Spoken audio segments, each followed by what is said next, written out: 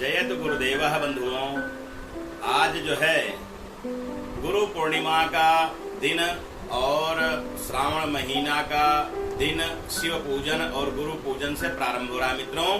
इसलिए आज का मैं जो विशेष टॉपिक रखा हूँ वो ये है कि शंका के समाधान में टॉपिक यह आया है कि 5 सोमवार श्रावण के आपके जीवन में कर देंगे चमत्कार, लेकिन आपको उन 5 सोमवार के दिन भगवान भोलेनाथ के चरणों में करना पड़ेगा दिल से नमस्कार। तो बंधुओं, अगर आप चमत्कार चाहते हैं ये 5 सोमवार का, तो आपको क्या करना है कि ये 5 सोमवारों को विशेष महत्व दे करके इनको परम यज्ञ समझें, क्योंकि भगवान भोलेनाथ की महिमा ऐसी है, माता पार्वती की महिमा ऐसी है कि यह चमत्कार तो सदा हर जन जन लोग देखते चले आए हैं और आगे भी देखेंगे, क्योंकि भूत भावन भगवान महाकाल शिव एवं परम शक्ति माता अनंत सूर्य श्री गिरिजा देवी माता हर समय अपने भक्तों की, अपने जनों की, अपने ही संतानों की हर समय मंगल कामनाएं पूर्ण करती है। बंधुओं, अगर हर व्यक्ति के जीवन में अगर ये श्रावण मास के जैसे ही फल प्राप्त करना है तो आपको क्या करना पड़ेगा?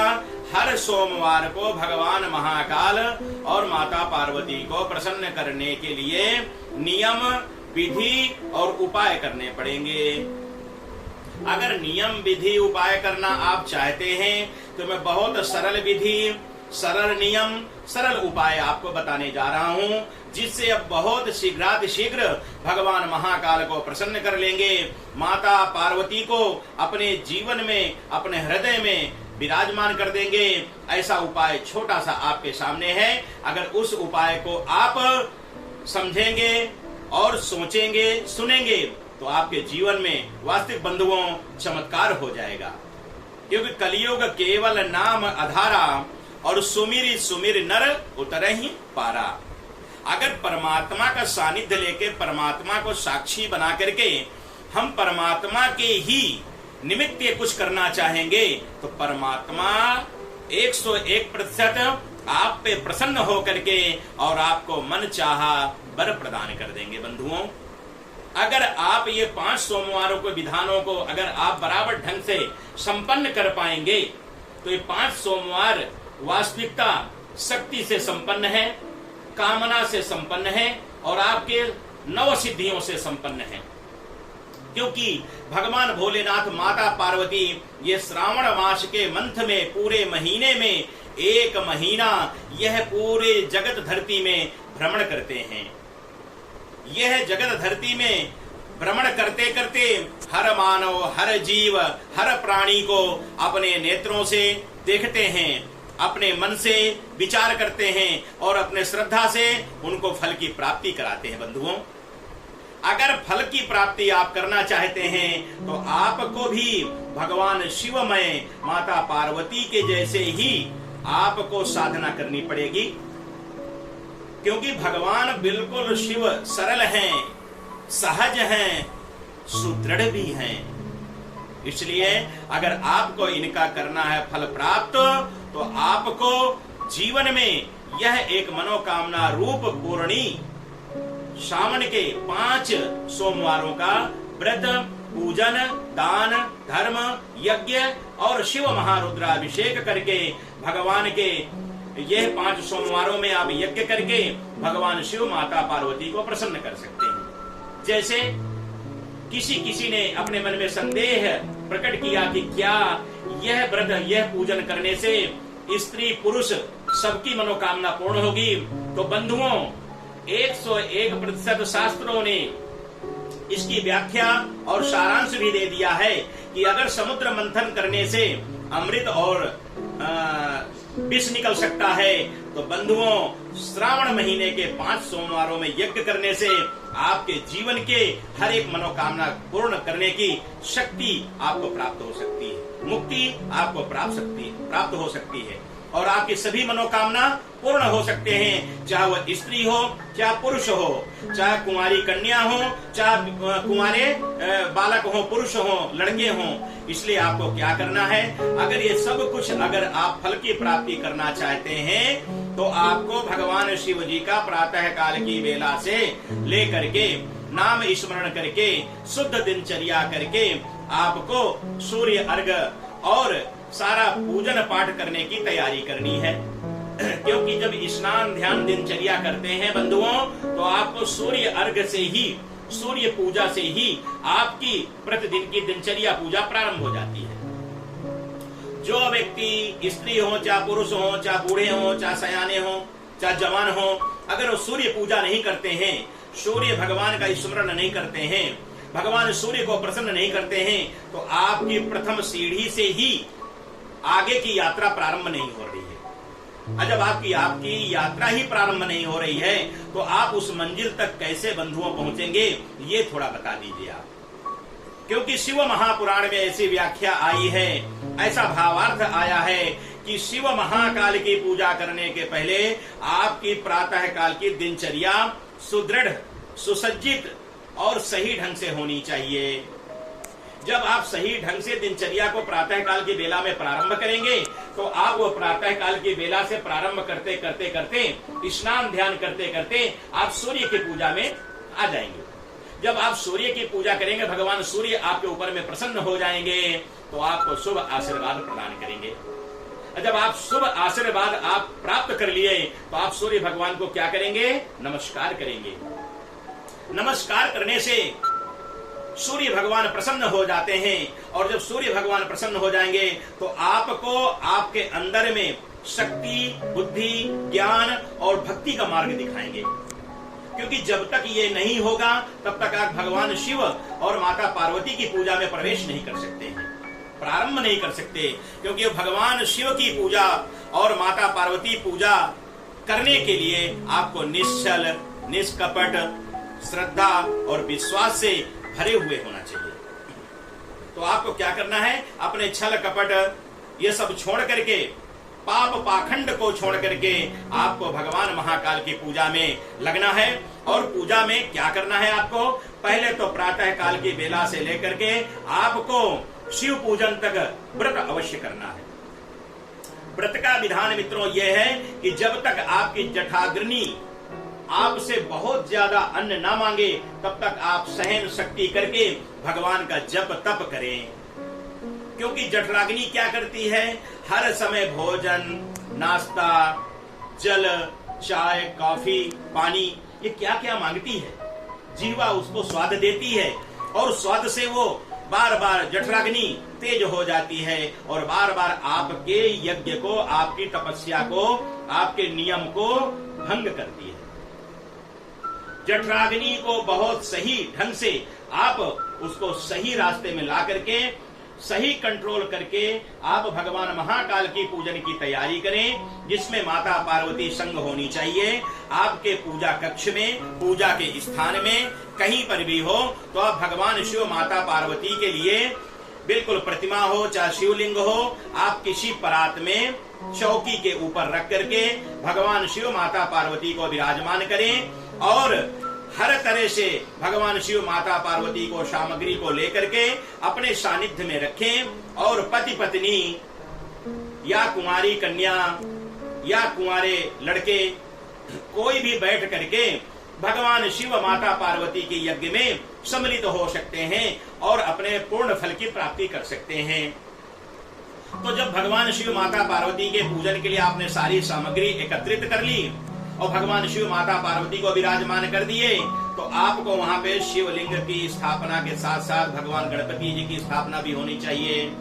अगर गणपति जी की मूर्ति प्रतिमा आपके पास नहीं है तो आप मन से स्मरण करके सर्वप्रथम पहले गणपति भगवान का आवाहन करेंगे, दीप भगवान की स्थापना करेंगे, गुरु भगवान की स्थापना करेंगे और हनुमान जी की स्थापना जरूर करेंगे।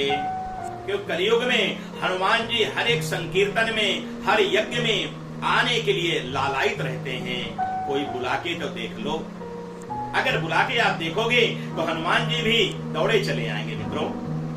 अगर आप भगवान शिव का पूजन प्रारंभ करते हैं तो यहाँ पे गणपति पूजन प्रारंभ करके आप जो है कलश का पूजन करें, कर्म पात्र का पूजन करें कुमकुम चंदन चावल से, और दीप पूजन भी गंध अक्षत पुष्प से करें।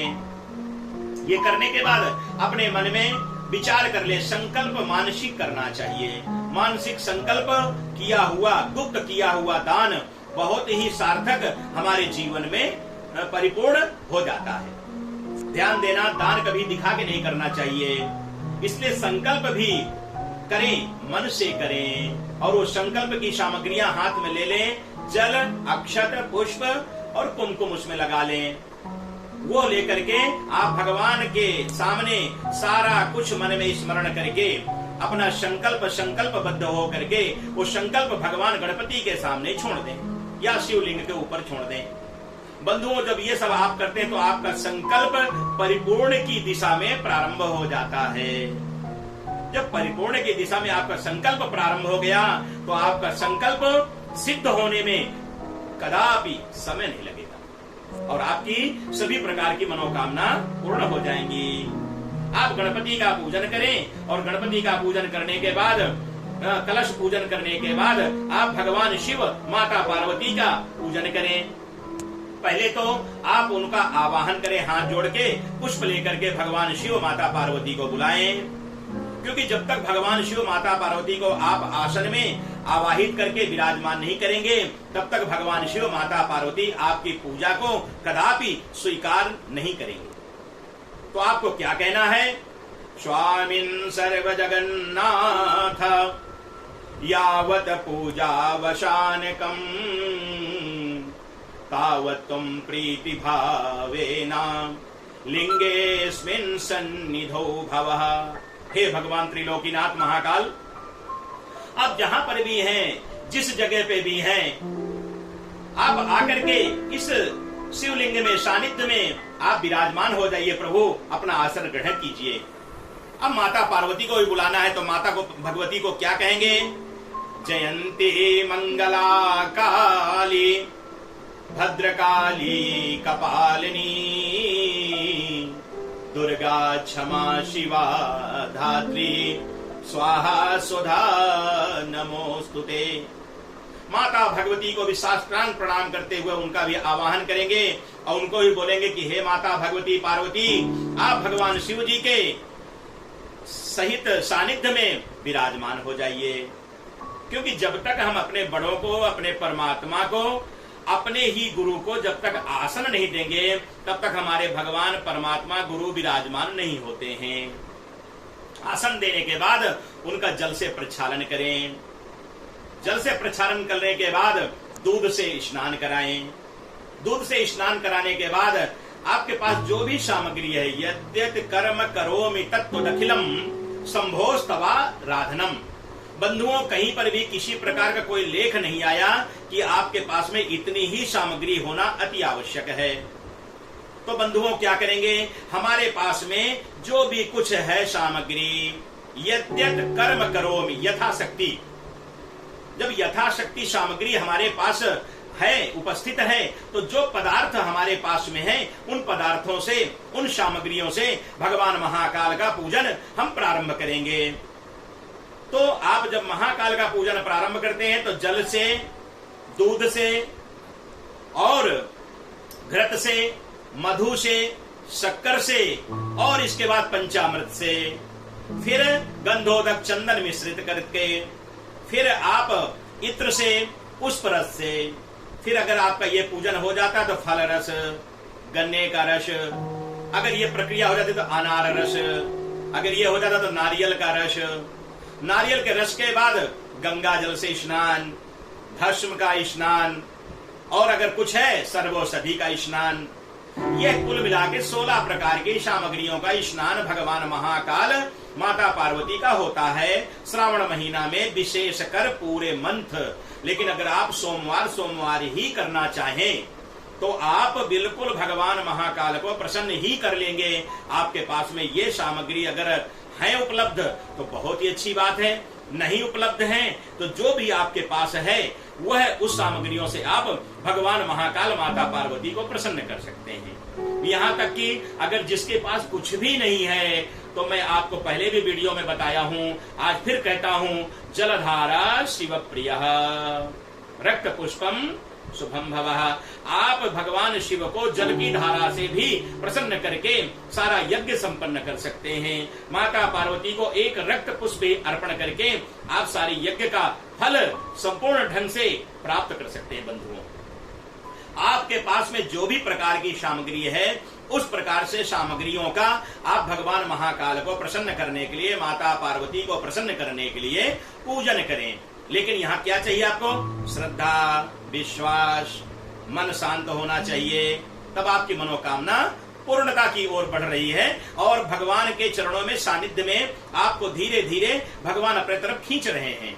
ये पूजा संपन्न करने के बाद आप उनको जो भी आपके पास में यज्ञ फल प्रसाद जो भी कुछ है आप अर्पण कर दीजिए। श्रद्धा भक्ति से दक्षिणा अर्पण कर दीजिए और भगवान महाकाल शिव जी का आप नम्र निवेदन करते हुए निरांजन करें, आरती करें। आरती में ओम जय शिव ओंकारा।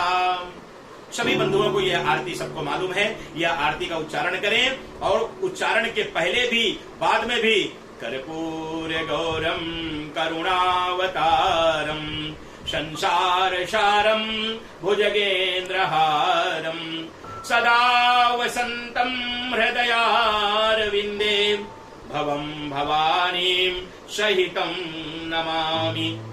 आरती के पहले और आरती के बाद यह भी भगवान की स्तुति आप करेंगे तो अवश्य भगवान शिव माता पार्वती प्रसन्न होकर के आपके 5 सोमवारों के किए हुए यज्ञ का फल प्रदान कर देंगे और आपके जीवन में हो जाएगा चमत्कार। लेकिन आप जीवन में कभी परमात्मा को भूलना नहीं, करता रहना, उनको बार बार करते रहना। कोटि कोटि प्रणाम, कोटि कोटि नमस्कार। जब आपके जीवन में भगवान के प्रति नमस्कार हो जाएगा तो आपके जीवन में चमत्कार हो जाएगा। बंधुओं, आज के लिए देश विदेश में बैठे हुए बंधु बांधवों को इतनी ही जानकारी काफी है, क्योंकि दवा उतनी ही देनी चाहिए जितनी दवा लेकर के आप उस दवा के द्वारा अपने अंदर के रोगों का नाश कर सकें, आप पूरे शरीर से स्वस्थ हो सकें। इसलिए मैं क्या करता हूँ, थोड़ी थोड़ी दवाइयाँ, थोड़े थोड़े शास्त्रों का विषय आपके सामने रखता हूँ बंधुओं, क्योंकि हर व्यक्ति सूक्ष्म रूप चाहता है, शॉर्टकट भगना चाहता है। लेकिन मेरे पास शॉर्टकट तो ज्यादा नहीं हो पाया, मैं कुछ ज्यादा ही खोज करके आपके पास में रखा हूँ। जरूर समझदारों के लिए इशारा काफी है, बाकी जो नहीं समझते उनके लिए प्रभु का ही आशीर्वाद है, क्या कह सकते हैं अपने। इसलिए देश विदेश में बैठे हुए बंधु बांधवों, जहां पर भी आप हैं, आप स्वयं अपने बच्चों सहित, पत्नी सहित इस यज्ञ को संपन्न करें और इस यज्ञ के द्वारा आप ज्यादा से ज्यादा इन बातों को, इस वीडियो को शेयर भी करें, क्योंकि इस वीडियो से ध्यान देना सबके अंदर, सबके जीवन में चमत्कार हो जाएगा। और शेयर करने के बाद इसको सब्सक्राइब जी करो, जरूर करें और लाइक भी करें। कुछ अपने हर हर महादेव की टिप्पणियां भी लिखें, ताकि हमारे और भी जो मंथन किए हुए शास्त्रों का रस है मैं उसको आपको प्रदान कर पाऊं, क्योंकि इस रस से तो पूरे शास्त्र भरे हुए हैं। इन रसों को हमें लेकर के आपको प्रदान करना है, आपको देना है। तो ये समय समय पे आपको सारी जानकारियां प्राप्त हो रही हैं और होती रहेंगी भी, लेकिन आपको धैर्य रखना है, क्योंकि इस वीडियो में पूरा वीडियो देखेंगे तो आपके समझ में आएगा। थोड़ा वीडियो देख के अगर मेरा वीडियो आप नहीं पूरा देखें तो आपके जीवन में समझदारी नहीं आएगी, क्योंकि सारी बातें इसमें समझदारी की हैं, समझ की हैं। ना समझों के लिए बिल्कुल कदापि यह वीडियो नहीं है। अगर ना समझ कोई व्यक्ति है इस वीडियो कदापि ना देखे, ये जरूर हम कहें। क्यों? शास्त्रों की अवहेलना नहीं होनी चाहिए। मैं शास्त्रों का करता हूं बखान और आपके अंदर में भरता हूं अच्छा ज्ञान। आप इस वीडियो को देखते रहें। आज के लिए इतना ही बंधुओं, सबके लिए हर हर महादेव, नमस्कार, ओम शांति शांति शांति।